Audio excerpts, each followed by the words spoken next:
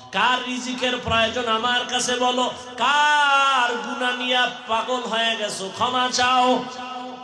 আমি আল্লাহ এখন তোমার জীবনের সব গুনাহ ক্ষমা দিব। এখন যদি আমি আল্লাহকে ডাক দাও, এখন লাইনটা বড় ক্লিয়ার, আমি আল্লাহ তোর এক ডাক পছন্দ করে তোর জীবনের সব গুনাহ মাফ করে দিব। ও দুনিয়াদারেরা, যারা আখিরাত বাদ দিয়া দুনিয়ার পেছনে দৌড়াও, বলো কার পেছনে ঘুইরা কি পাওয়ার আশায় দাড়ি কেটে ফেলেছো? কার পেছনে ঘুরে ঘুরে কি পাওয়ার আশায় নামাজ বন্ধ করেছো? কয় টাকা পাবি? ৫,০০০, একটা টিনের ঘর।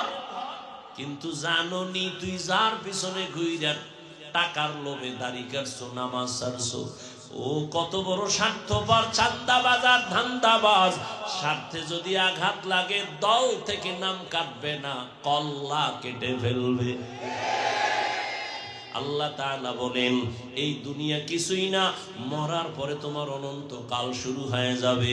হাসরের ময়দান তোমার জন্য রেডি হয়ে যাবে। ওই দিন আদালতে হিসাব দেওয়া লাগবে, কেউ পালাবার কোনো সুযোগ নাই। হিসাব দেওয়ার চিন্তা করিয়া বান্দা তুমি এখন যদি গুনাহ থেকে নিজেরে বাঁচাইতে পারো, আমি আল্লাহ ওয়াদা করলাম তোমার ঠিকানা হবে জান্নাত।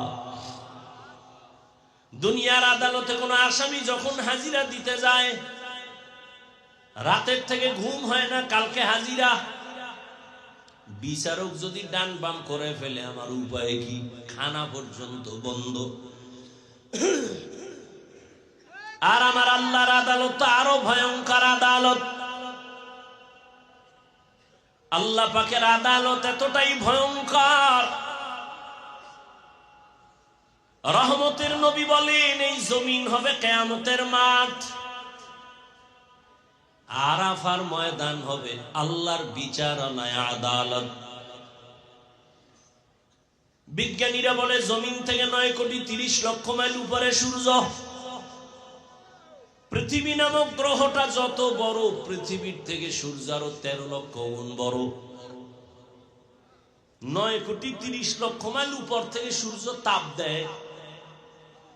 যদিও বিজ্ঞানীদের হিসাবে ভুল আছে, তারপর সাময়িক সময়ে যদি ধরেও নেই, সেই তাপ সহ্য করা যায় না।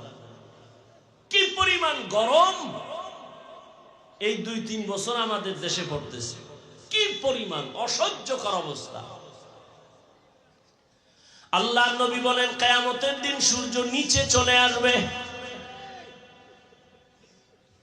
9,30,00,000 মাইল উপরের সূর্যের গরম সহ্য করা যায় না। কিয়ামতের দিন যখন নিচে নেমে আসবে, সূর্যের গরমে মাটির জমিনটা পুড়িয়া তামা হয়ে যাবে। নাফরমানের মাথার মগজগুলো ভাতের মারের মতো ফুটতে থাকবে। রহমতের নবী বলেন অন্যদিকে জাহান্নামের আওয়াজ, জাহান্নাম বলবে হে আল্লাহ কই বেনামাজি গুনাহগার গুলো কোথায়? আমার পেটে দাও, আমার পেটে বড় ক্ষুধা। রহমতের নবী বলেন এমন হালাত ওদিকে আমার আল্লাহ রাগান্বিত আওয়াজ দিবেন, লিমানিল মুলকুল ইয়াউম লিল্লাহিল ওয়াহিদিল কাহ্হার। আমার আল্লাহ তাআলা যখন রাগান্বিত কুদরতি আওয়াজ দিবেন, হাসরের ময়দানটা থরথর করে কেঁপে উঠবে। রহমতের নবী বলেন নারী আর পুরুষগুলো উলঙ্গ দাঁড়াবে হাসরের মাঠে। আম্মা জান আয়েশা রাদিয়াল্লাহু তাআলা আনহা বলেন ইয়া রাসূলুল্লাহ, নারী পুরুষ যখন উলঙ্গ দাঁড়াবে একটু কি লজ্জা হবে না? রহমতের নবী বলেন লজ্জা হবে পরের কথা, এমন ভয়ঙ্কর হবে হাসরের মাঠ, একজন আর একজনের দিকে তাকানোরই কোনো হুঁশ থাকবে না। নবীরা পর্যন্ত হাসরের ময়দানে রহমতের নবী বলেন কান্না করবেন। এত পরিমাণ কান্না, উম্মতের কথা ভুলে যাবেন। এই ভয়টা যার অন্তরে ঢুকবে, গুনাহ ছাড়বে, আল্লাহ ওয়াদা দিলেন তাকে জান্নাত দিয়ে দিব। আল্লাহ ঈমানের আলো দিয়েই তো সন্তানকে আল্লাহ পাঠাইছেন। যে ঘরে আসুক না কেন নাবালেগ বাচ্চা ঈমানের আলো নিয়ে আসছে, মা বাবা তারে মূর্তি দিয়া কয় সেজদা কর, মা বাবা গায়রুল্লাহর গোলাম বানায় দেয়। এজন্য কিয়ামতের ময়দানে অনেক আল্লাহর বান্দারা সন্তানের অপরাধের কারণে জাহান্নামের হ্যান্ডকাপ লেগে যাবে। আল্লাহ জিজ্ঞেস করবেন, এ সন্তান নামাজ পড়েছো? বলে পড়ি নাই। রোজা রাখছো? রাখি নাই। কেন? সন্তান বলবে আমার কোনো দোষ নাই, আমার মা বাবার কারণে আমি ঝামেলায় পড়েছি।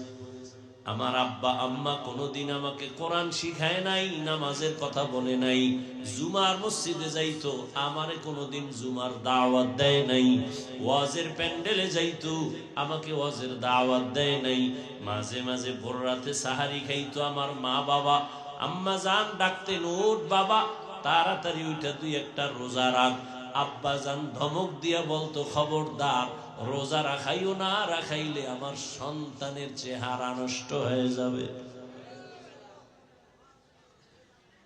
আল্লাহর আদালতে সন্তান মা বাবার বিরুদ্ধে মামলা পেশ করবে, রব্বানা ইন্না আতা'না সাদাতানা ওয়া কুবারানা ফাআদাল্লুনাস সাবিলা। আমার মা বাবার কারণে আমি জাহান্নামের পথে চলে গেলাম।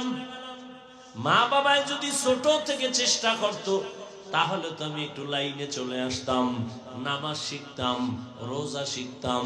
আমার আব্বা জান আমার আম্মা আমাকে ছোট থেকে লাইনে চালায় নাই। এক বুড়া বাবা পৃথিবীর একজন আল্লাহর প্রিয় বান্দা, যারে দেখলে শয়তানও ভয় পায়। নাম জানেন কে? খলিফাতুল মুসলিমিন ওমরে ফারুক রাদিয়াল্লাহু তাআলা আনহু। আদালতে গিয়া বাবায় নালিশ দিল, ছেলে আমার হক আদায় করে না। ওমরের কথার আগে তরবারি রেডি, তবে বেইনসাফি করবে না। ডাক দিয়া কয়, বুড়া বাবা তুমি যেই ছেলের বিরুদ্ধে বিচার দায়ের করলা, সেই বাদী বিবাদীরে হাজির করো, তার কথাও শুনতে হবে। ছেলেরে যখন হাজির করা হলো, এই ছেলে তুই বাবার হক আদায় করো না কেন? ছেলে বলে, খলিফাতুল মুসলিমিন আমার কোনো কথা বলার অনুমতি আছে কিনা? বলে আছে। বল। বলে আব্বা আম্মার পক্ষ থেকে আমার উপরে কোনো হক আসেনি? ওমর কয় আছে তো। জানতে পারিনি? কয় পারো তো। ওমর এবার একটা একটা বলতেছে, মা বাবার পক্ষ থেকে সন্তানের উপরে প্রথম হক, একজন পুরুষ হিসাবে তার প্রথম হক হলো একটা সতী সাধ্বী নেককারিনী স্ত্রী ঘরের মধ্যে নিবে, ভালো একটা মা ঘরে আনবে। ছেলে ডাক দিয়ে কয়, খলিফাতুল মুসলিমিন আমার আব্বা জান এই দায়িত্বটা ভালো পালন করে নাই, আমার আব্বা ভালো মা ঘরে নেয় নাই, সমাজের ডানা কাটা ভরি আমার বাবায় নিয়ে আসছে। ডানা কাটা ভরি সেই তো ডানা কাটে। ঘরে ঢুকিয়ে কয়, তোর বাপ খারাপ, তোর মা খারাপ, ব্যবহার ভালো না, ঘর থেকে নাম কি করবো? কয় তাড়াতাড়ি আলাদা ফ্ল্যাট ভাড়া ল।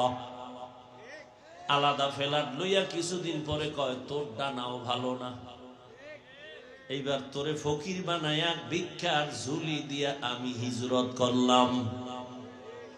ডানা কাটা ভরির গুণ।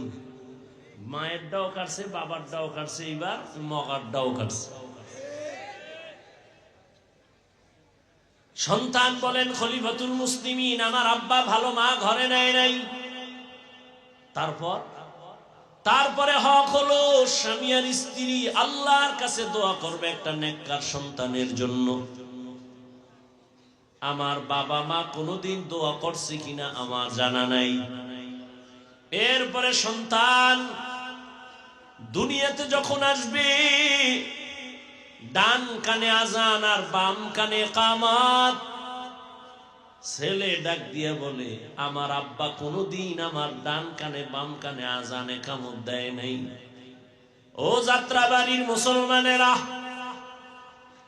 কয়জন মুসলমান বুকে হাত লাগাইয়া বলতে পারবা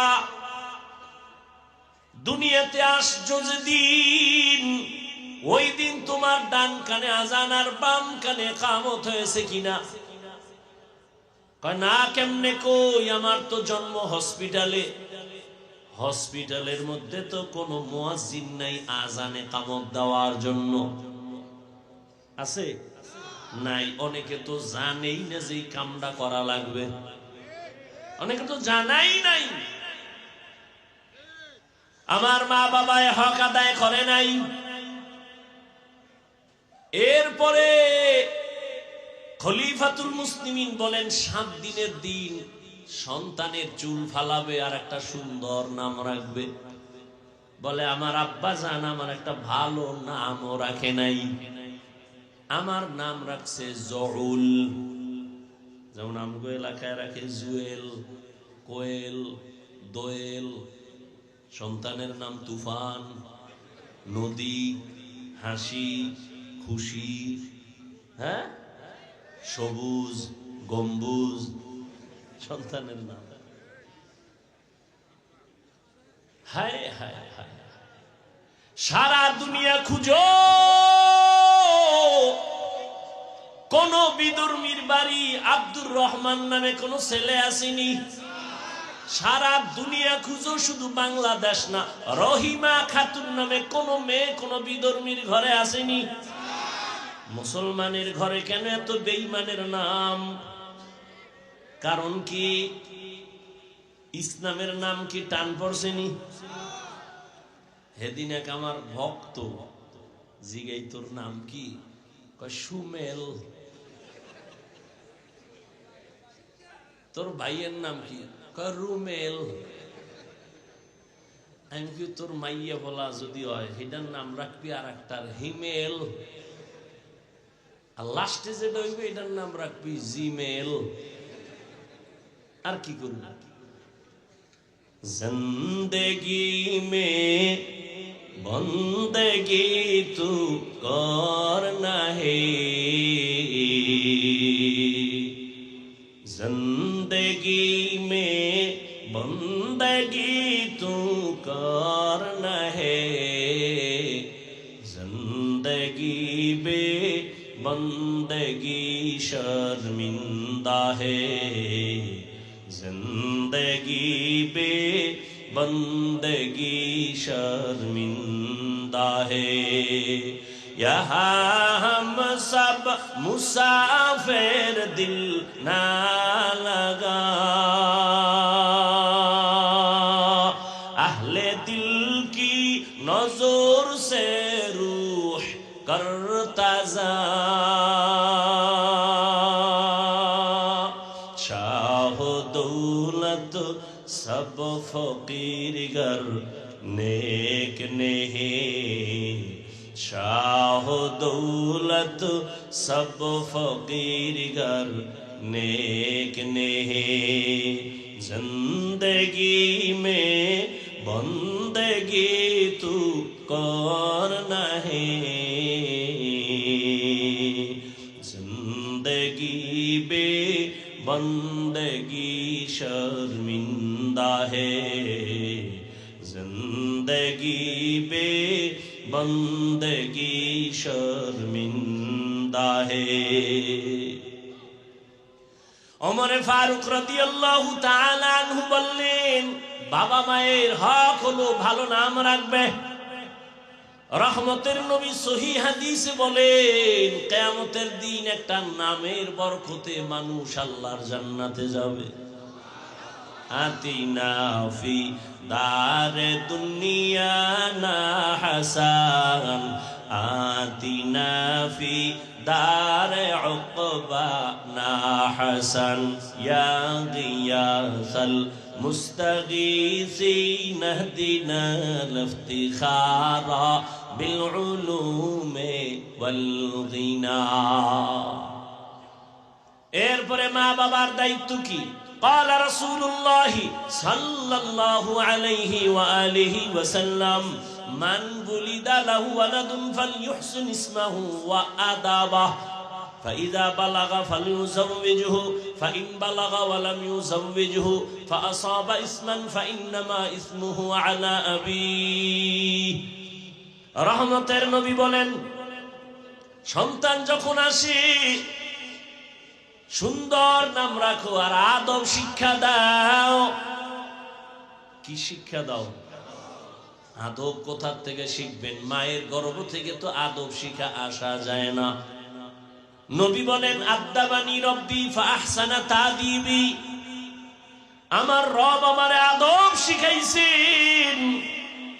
আল্লাহর দেওয়া শিক্ষা আদব কত সুন্দর। কেমন আদব আমার নবীর আল্লাহ শিখাইছেন। রহমতের নবী জীবনে কোনোদিন একটা মিথ্যা কথা বলেন নাই কোন স্বার্থের জন্য। জীবনে নবী গালি দেন নাই। রহমতের নবী গালি শুনছেন, জবাবও দেন নাই। রহমতের নবী আমার দুটা চোখ গরম করে কোনোদিন কারো দিকে তাকানো নাই। 10 বছর নবীর খেদমত করছেন আনাস রাদিয়াল্লাহু তাআলা আনহু। কোনদিন আনাস বলে আমার নবী কোনদিন এটা কেন এরকম কোন প্রশ্ন আমাকে করে নাই। আমি রাসূলের খেদমত করলাম, কোনো ত্রুটি পাই নাই।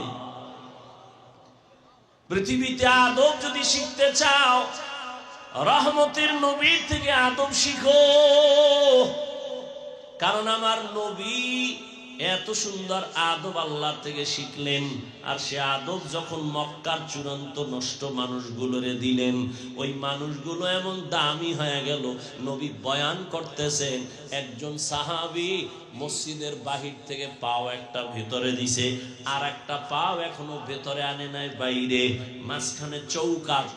নবী বললেন সবাই বসে বড়।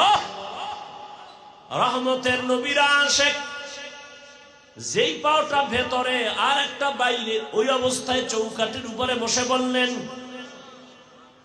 পাওটা উঠাইয়াও ভেতরে নেন নাই, ভেতর থেকে বাহিরেও দেন নাই। রহমতের নবীর আদব, আর ওই আদর্শ যারা লালন করে তাদের থেকে আদব শিখো।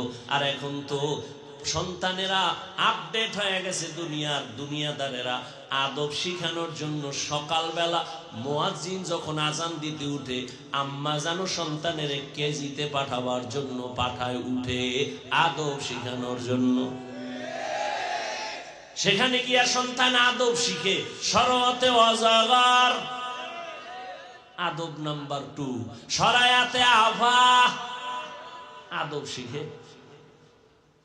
আর এই সন্তান রহমতের নবীর আদর্শ মাদ্রাসায় যখন যাবে, ওই সন্তানটা পড়বে শরআতে ওযু, শরায়াতে আল্লাহ। কি আদব! মানুষের জীবনের মহামূল্যবান এক সম্পদের নাম আদব। এই আদব আল্লাহ পাক রব্বুল আলামিন নবীর মাধ্যমে উম্মতের কাছে হাদিয়া দিয়ে দিলেন। ওই নবীর আদর্শের বাইরে কোনো আদব নাই, সব বেয়াদবি। আদবের আর এক নাম সুন্নত, আর এক নাম কি? তুকু যাও সুন্নতে আহমদ কুজাবা মুহাম্মদ कैबुवत निस्बतरा मन अहब्बा सुन्नती कौले रसूल मजदाए का नमाई हम कुन कबूल। आगे स्कूलों किसी आदब ছিল, আগে স্কুলও কি ছিল? ছোটখাটো স্কুলে আমরা মনে আছে আদর্শ লিপি বই পড়ছি। কত সুন্দর সুন্দর আদবওয়ালা কবিতাও তখন ছিল। সকালে উঠিয়া আমি মনে মনে বলি, সারাদিন আমি যেন ভালো হয়ে চলি। আদেশ করেন যাহা মোর গুরুজনে, আমি যেন সেই কাজ করি ভালো মনে। কত সুন্দর না? আর এখন সব উল্টায় দিছে, সব আপডেট হয়ে গেছে। এখন সব দাঁড়ায় প্রশ্রাম করার আদব চলে, দাঁড়ায় প্রশ্রামের আদব চলে। আর কিসের সেই সুন্দর কবিতা যেগুলো শুনলে কলিজা ঠান্ডা হবে, এখন আর ওগুলো নাই। এখন সন্তানের কবিতা শিখায়, ক্রিং ক্রিং টেলিফোন, হ্যালো হ্যালো হ্যালো, কে তুমি কাকে চাও বলো বলো বলো, আমি ম্যাও হ্যালো ক্যাট, বিড়ালকে চাই, জরুরি খবর আছে ডেকে দাও তাই। হামটিমা টিম টিম তার খাড়া দুটো শিং, তারা মাঠে পারে ডিম। শিংওয়ালা জানোয়ারে ডিম দেন, তাহলে কথাটা মিথ্যা না? অল্প মিথ্যা না 100? যে শিক্ষার ফাউন্ডেশন মিথ্যার উপরে হবে, ওই শিক্ষার দ্বারা জাতি মিথ্যাবাদী হবে, ধোঁকাবাজ হবে। وَأَمَّا مَنْ خَافَ مَقَامَ رَبِّهِ وَنَهَى النَّفْسَ عَنِ الْهَوَى فَإِنَّ الْجَنَّةَ هِيَ الْمَأْوَى। দুনিয়া নামক গ্রহ দেখে পাগল হইও না রে মুমিন, ইমানের পাওয়ার নিয়ে আল্লাহ পাঠাইছেন। এখন তোমার শুধু আমলের বাজার করো, নামাজ আজান হয়েছে, মসজিদে যাও, নামাজ পড়ো, পর্দা করো, হালাল খাও। কিন্তু কিছু দুনিয়া দাঁড়াইসা, দুনিয়ার রং তামাশা দেখা আখেরাত আছে বলতেই তার মনে নাই। আল্লাহ বলেন, লা ইয়াগুররান্নাকা তাকাল্লুবুল্লাযীনা কাফারু ফিল বিলাদি মাতাউন কলিলুন সুম্মা মাওয়াহুম জাহান্নাম ওয়া বিইসাল মিহাদ।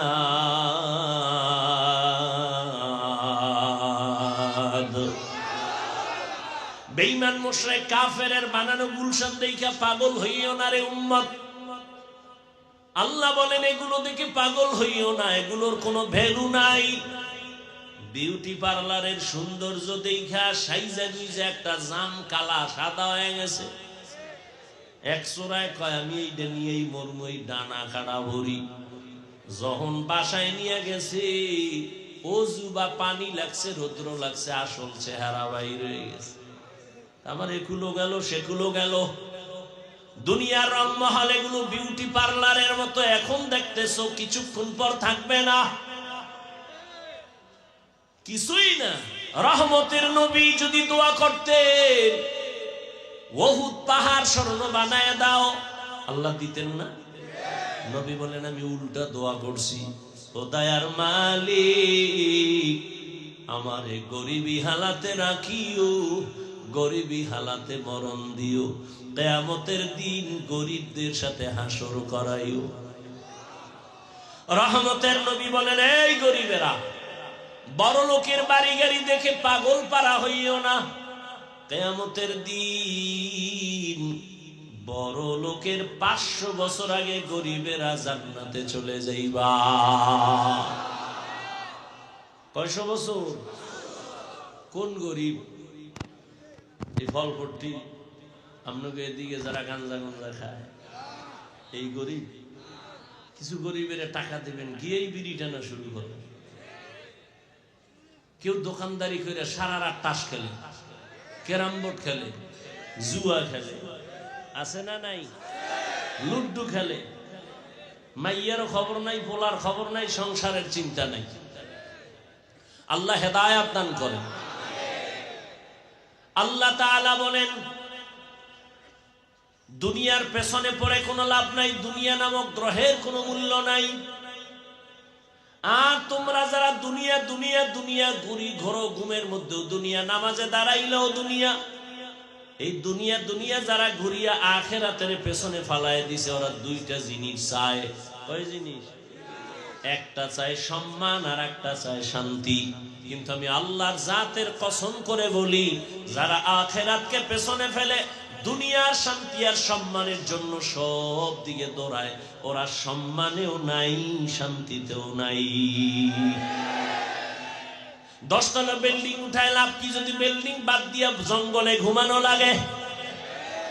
সুইস ব্যাংকের টাকা রেখে লাভ কি যদি 14 গোষ্ঠী খাইতে না পারে?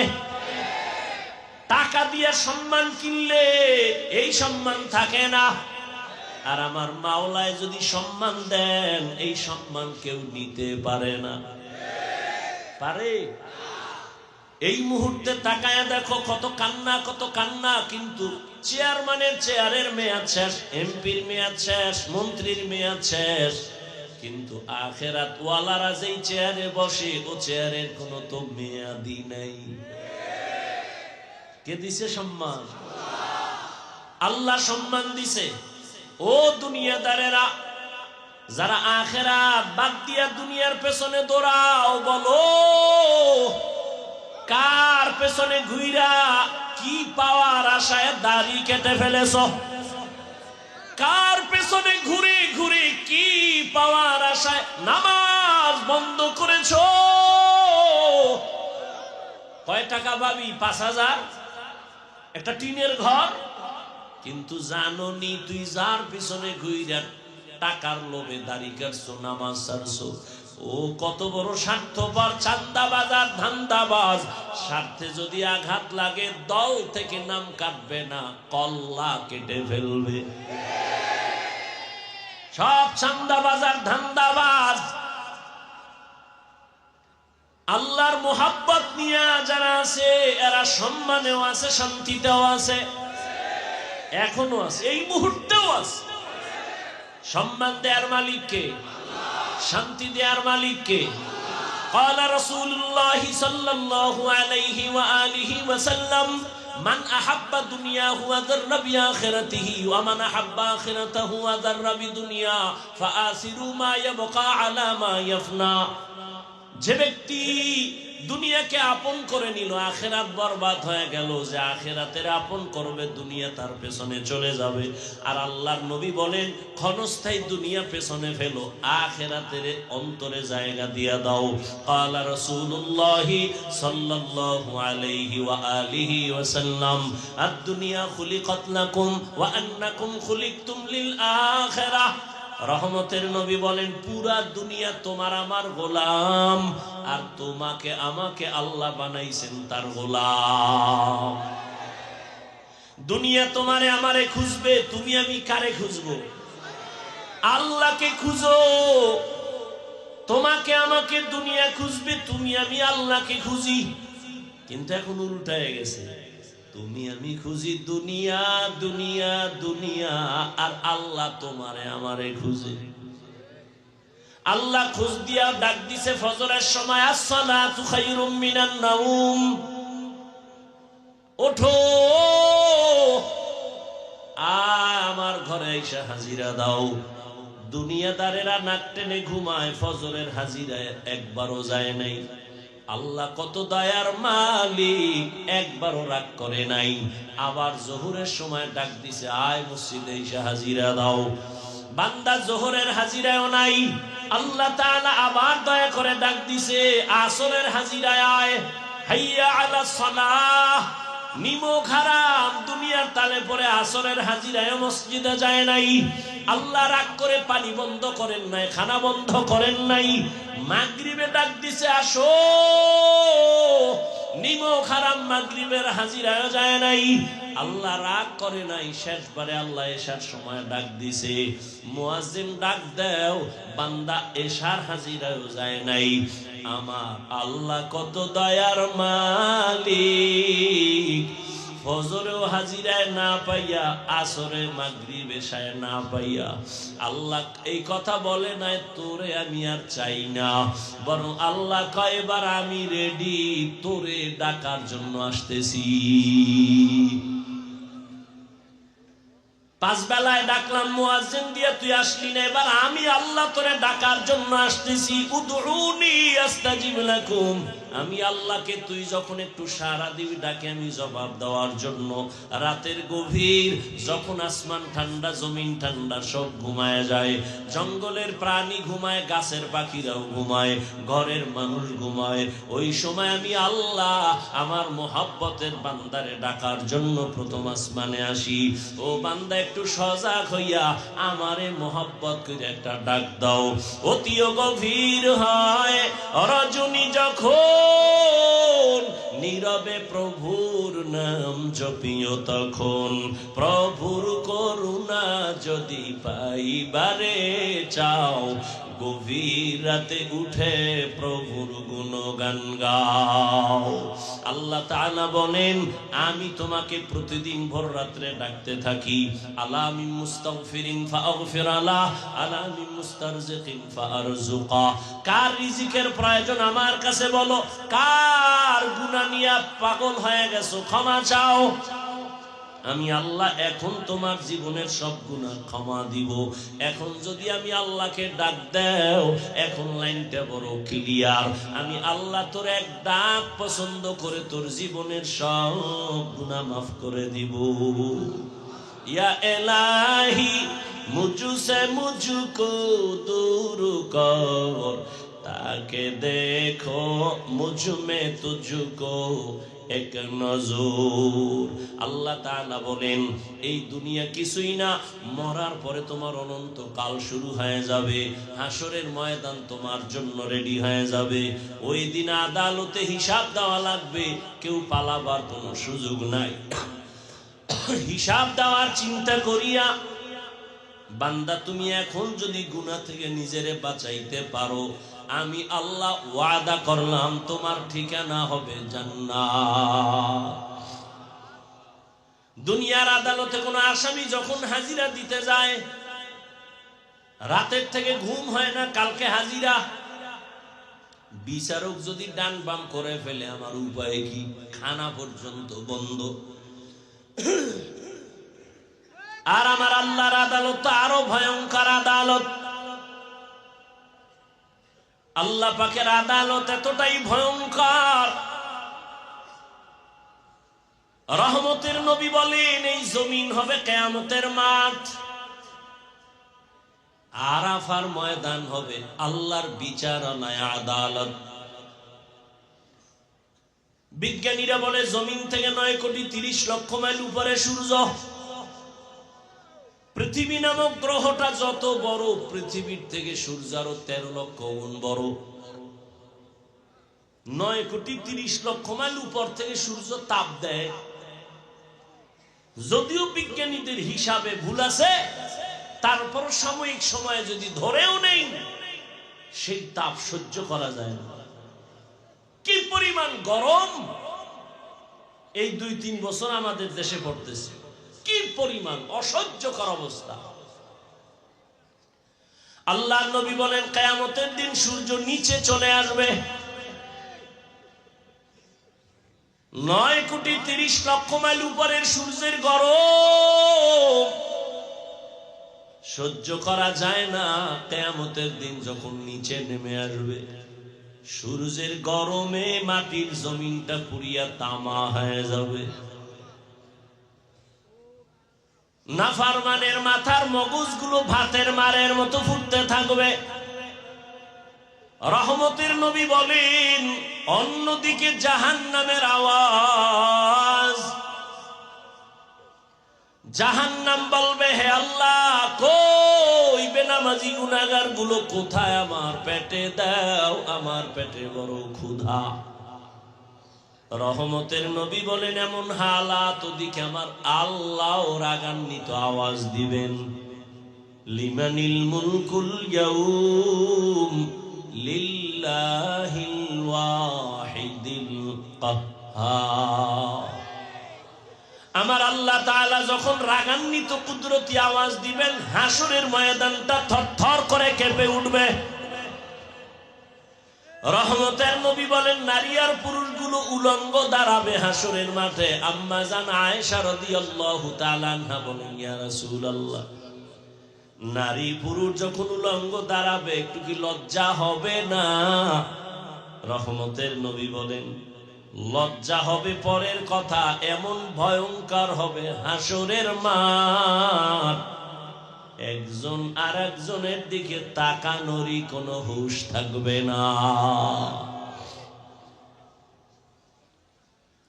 নবীরা পর্যন্ত হাসরের ময়দানে, রহমতের নবী বলেন, কান্না করবেন। এত পরিমাণ কান্না, উম্মতের কথা ভুলে যাবেন।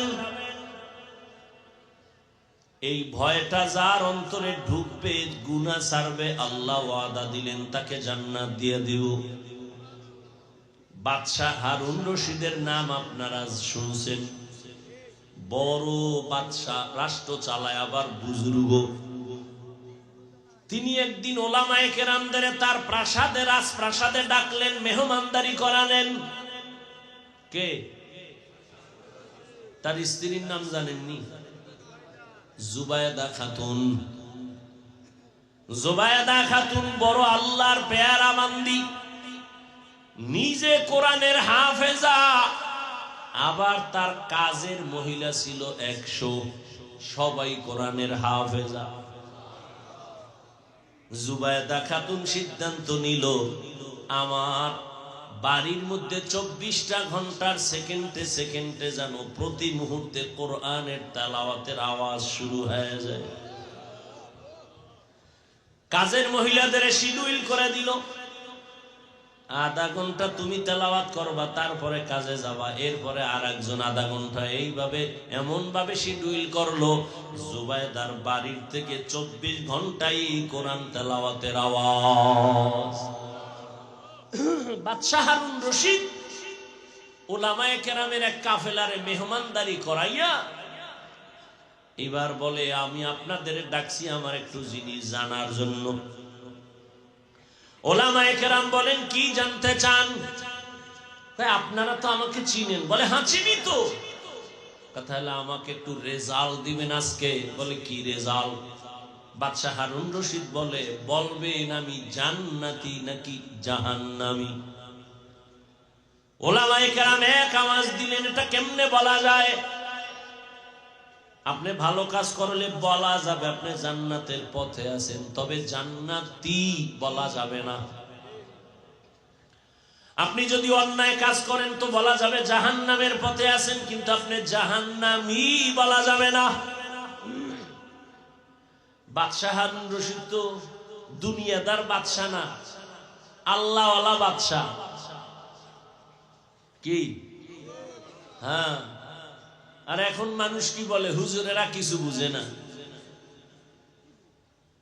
এরা গাঞ্জা খায় সব বুঝে। পৃথিবীর সব থেকে জ্ঞানের ভান্ডার কোরআন, আর এই কোরআন যার সিনে আছে সে হলো শ্রেষ্ঠ জ্ঞানী।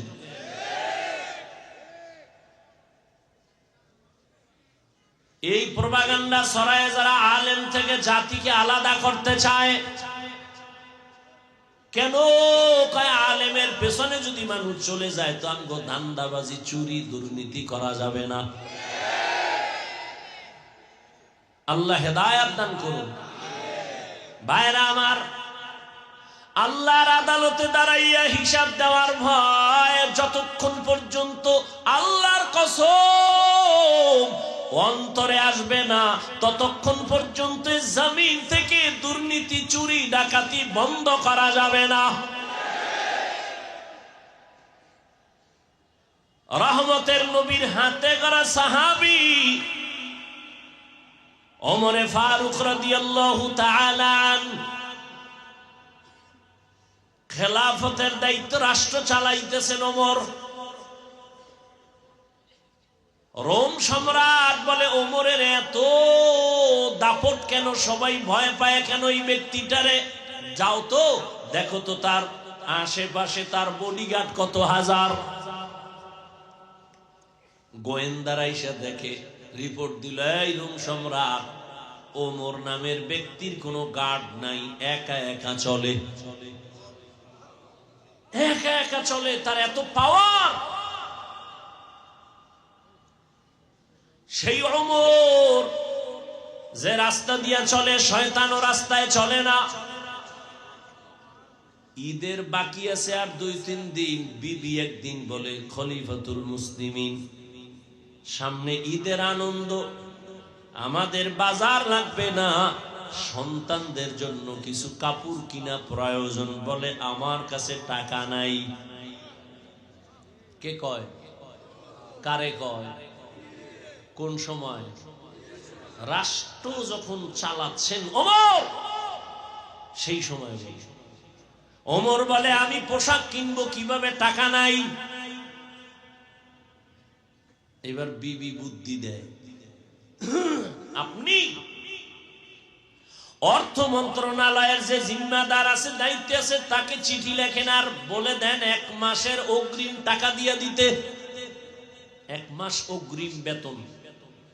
ওমর চিঠি লিখলেন, বাহককে বললেন যাও, আবু ওবায়দা ইবনুল জাররাহ অর্থ মন্ত্রণালয়ের দায়িত্বে আছে, যাও আমার চিঠি দাও। বাহক চিঠি নিয়ে যখন আবু ওবায়দার কাছে চলে গেলেন, আবু ওবায়দা চিঠি দেখা হাউ মাউ করে কান্না শুরু করলেন। দেখছেন নি কারবার, হারকে দারত খৌফে হকদার দিল মাদাম জান্নাতুল মাওয়া দেহত ও রামাকাম। আবু ওবায়দা কান্না করে উল্টা আরেকটা চিঠি লিখলেন ওমরের কাছে,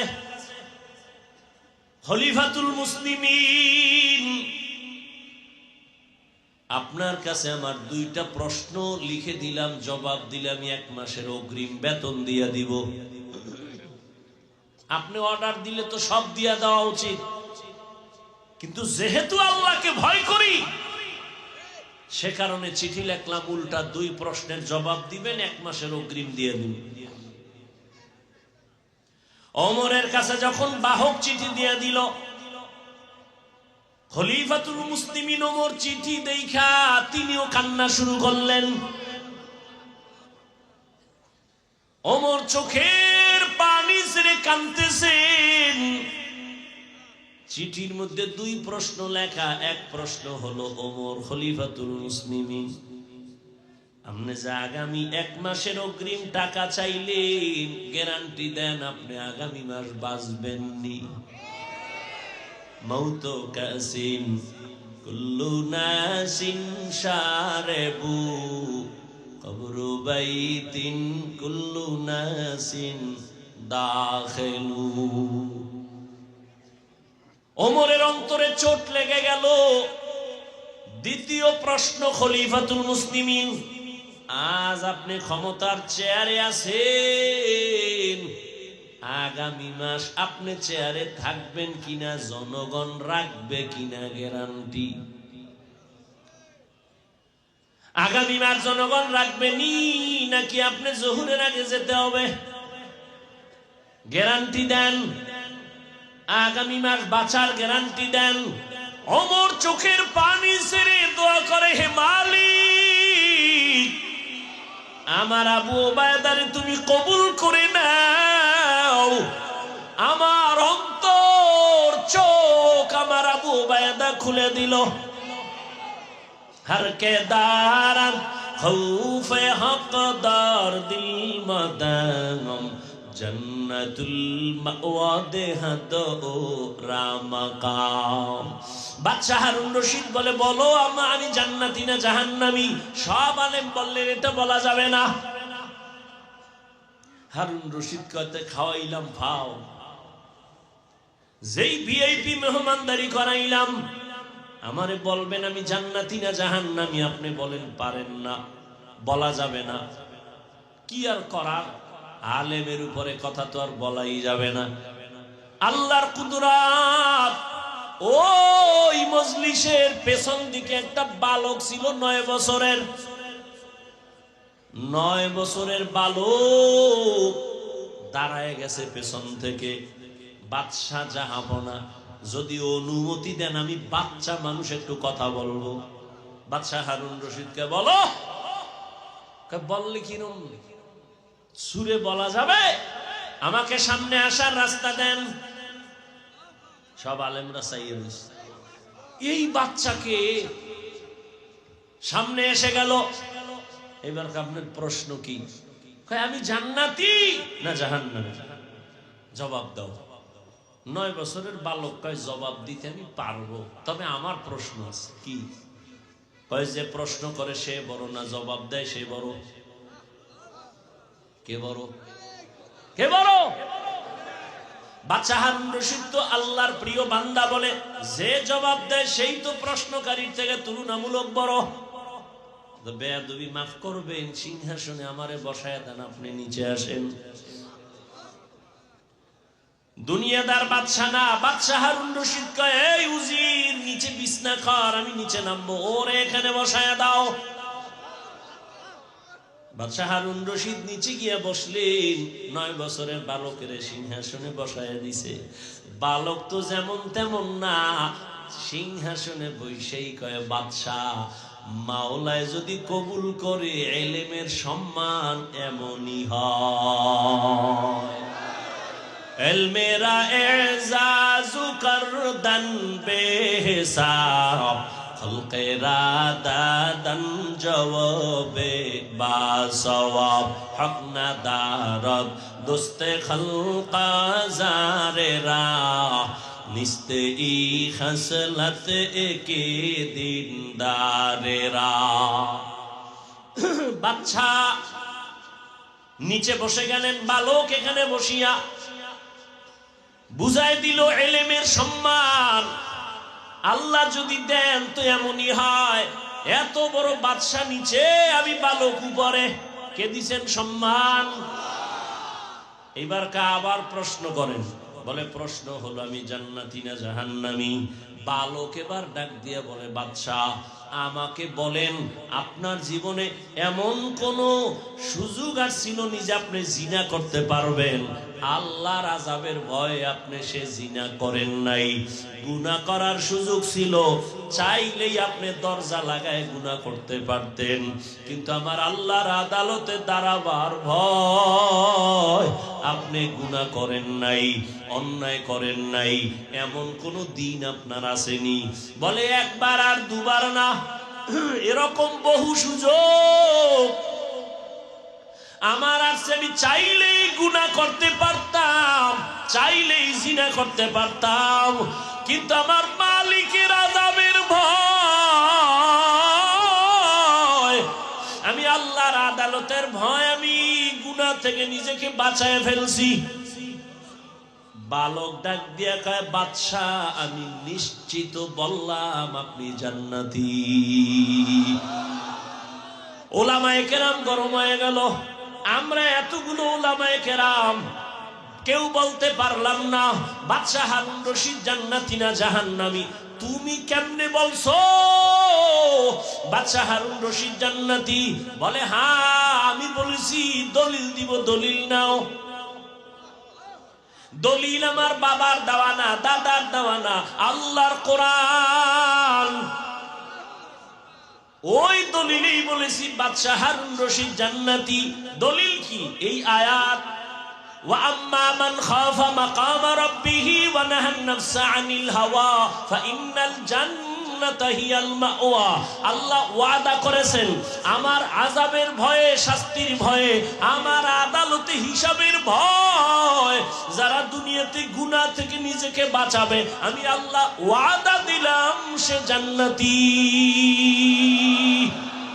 আতিনা ফি দারে দুনিয়া না হাসান, আতিনা ফি দারে উকবা না হাসান, ইয়া গিয়াসাল মুস্তাগীসিন ইহদিনা লিফতিখারা বিল উলুমে ওয়াল গিনা।